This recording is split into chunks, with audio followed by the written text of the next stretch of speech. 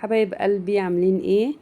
قلت بقى اعمل لكم كده حاجه حلوه، اشطوطه باسهل طريقه وجميله جدا جدا واحسن من بتاعه المحلات بكتير جدا. احنا على طول بنجيبها، فقلت لا اعملها بقى كده طالما سهله، اعملها بقى كده واوريها لكم باسهل طريقه فعلا يعني. وبره طبعا بمبلغ، فانتي عملتيها بيعتبر بنص المبلغ اللي انتي بتجيبيها من بره، عملتي صينيه كبيره. ما شاء الله تبارك الرحمن، كانت جميله جدا جدا وعجبت الاولاد. وما اقولكوش بقى الصينيه الحمد لله ما باتتش عشان طعمها تحفه. مكوناتها سهله جدا. بس تعالوا بقى نشوف المكونات مع بعض. هنجيب طبعا البوله بتاعتنا، هنحضر 3 بيضات، وهنجيب ربع كيلو من دقيق اسبونش، وهننزل بقى طبعا كده في البوله بتاعتنا. ده ربع كيلو بس، يعني ربع كيلو ما شاء الله. زي ما انتم شايفين عملنا الصينيه اللي انتم شفتها في اول الفيديو. طبعا هننزل بالبيض، هننزل بالمكونات كلها. طبعا الدقيق ده فيه كل حاجه. هننزل بالثلاث بيضات، الربع كيلو عليه 3 بيضات، ونص كوبايه من الميه. وطبعا باكت 2 باكت من الفانيليا كده عشان البيض. كده الكيكه خلصت يعتبر معانا. هنضربها طبعا كويس جدا بالمضرب.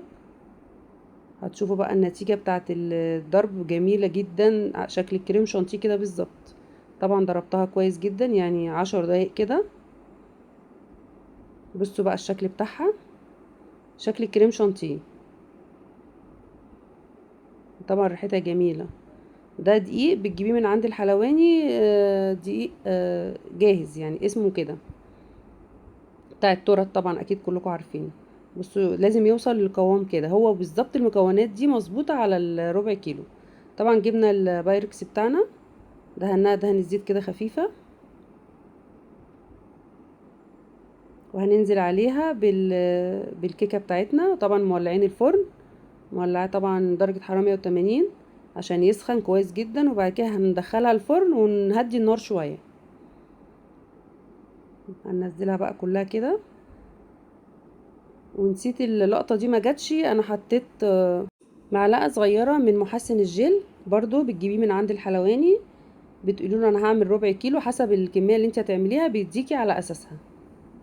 انا جبت برضو بسعر بسيط جدا، مع يعني كان معلقة صغيرة بس كده. وطبعا ضربتها معاهم كلهم، بس اللقطة دي ما اتصورتش. هنمشي عليها كده بالخلة، وطبعا هنحطها في الفرن عقبال ما نحضر بقى بقية المكونات.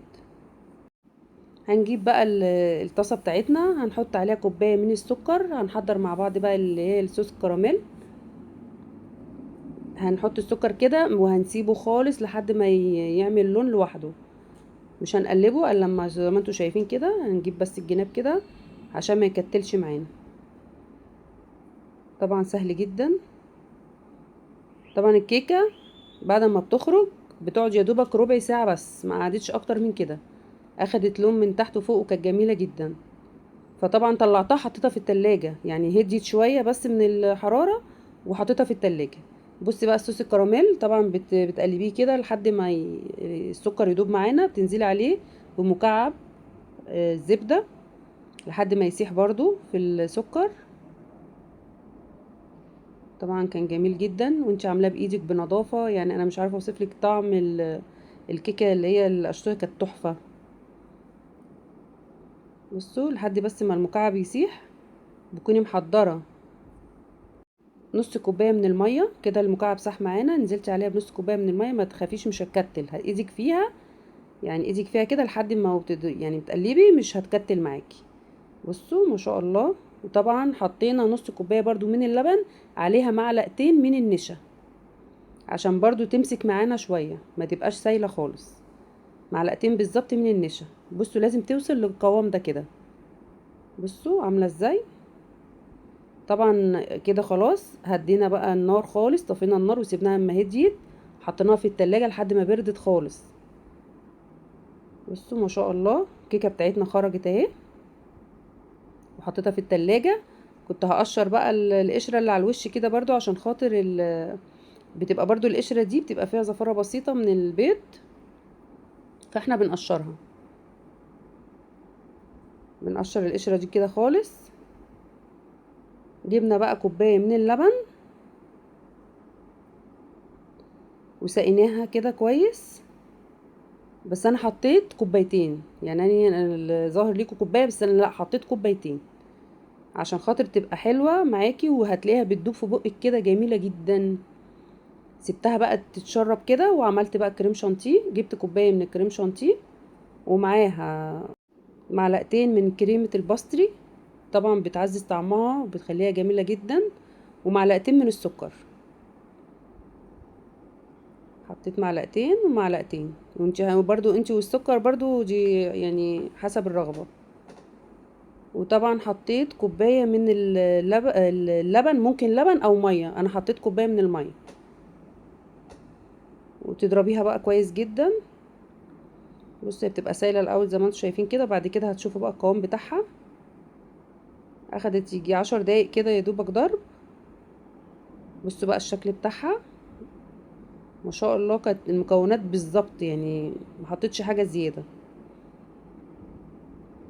بس كده بتسيبيها برضو تهدى شويه كده في التلاجة عقبال ما الكيكه تتشرب من اللبن. وهتنزلي بقى عليها على الكيكه، هتغطيها بقى خالص دلوقتي كده بالكريم شانتيه. هتغطي خالص الطبقه اللي على الوش. يعني كل حاجه سهله. طبعا عجبت الاولاد جدا. عندك عزومه، عندك اي مناسبه بتعمليها، ما بتاخدش وقت. هي بس اللي بتاخد وقت شويه اللي هي تتحط في التلاجة عشان كل حاجه لازم تبقى ساقعه.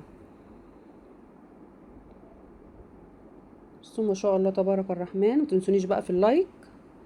بصوا الكريم كراميل لما برد طبعا تقل معانا شويه برضه اهو ما شاء الله. هنغطي طبعا، غطينا كويس وسوينا بقى الكريم شانتيه. هننزل بالكريم كراميل كده عليه، هنسويه برضو. هنسويه هننزل بقى كده برضو حبة كريم شانتيه كده عشان نزين في اي كيس حلواني او اي كيس عادي. بصوا انا حطاها في كيس اهو، بصوا يعني فتحة صغننة عشان خاطر تعمل الشكل ده. بقت بالشكل ده معانا كده كده. هتمشي عليه بالخلة هيديكي بقى الشكل النهائي. بصوا سهل جدا ومنظرها جميل وطعمها اجمل. جربوها والله مش هتندموا، يعني بجد تحفة. بس طبعا عملت ميورة بقى كده الشكل الجميل ده. تحسي ليها شكلها جميل جدا، طعمها اجمل وطعمها احسن من بتاعة المحل. يعني انا جبت كذا مرة لقيت دي طعمها احلى بكتير بكتير بجد. وعلى الاقل انت عاملاها بايدك وعاملة كل حاجة، المكونات كلها بايدك وبنظافة وشايفة انت بتعملي ايه. لكن الاولاد بيحبوا يجيبوا الحاجات من بره، فاحنا نتعلم ونعملها لهم بدل ما يجيبوا حاجات بسعر غالي بره. اهو الصينيه دي كده بسعر قطعه واحده من ديت بره بتمن الصينيه دي كلها، وتوفير وكل حاجه وحاجه حلوه كده زي ما انتم شايفين.